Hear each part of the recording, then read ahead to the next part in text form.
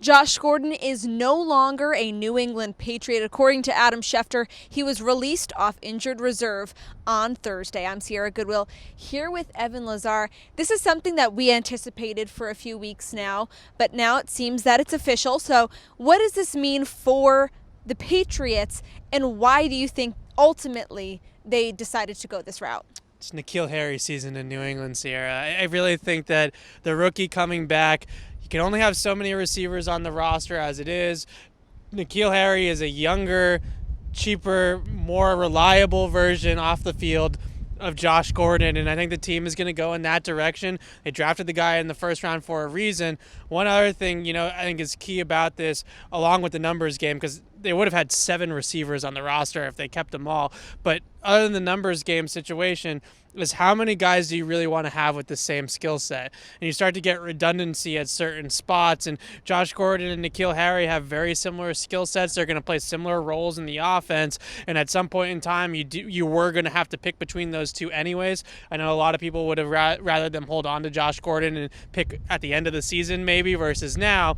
But the team decided to make the decision now. They can also save some cap space we're getting blown over here by the wind.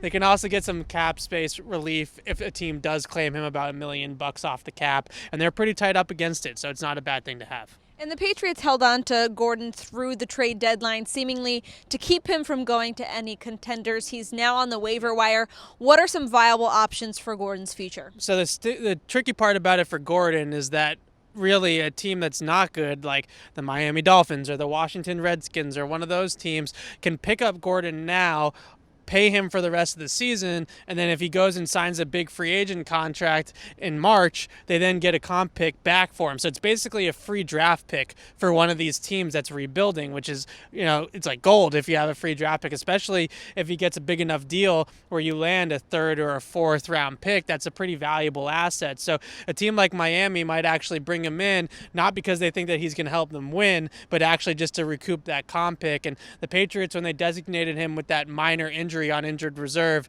they had no choice but to release him once he was healthy. If you get designated with a major injury, they could have just held him on injured reserve for the rest of the year. But since the injury was minor, it has to get to this point with him, unfortunately.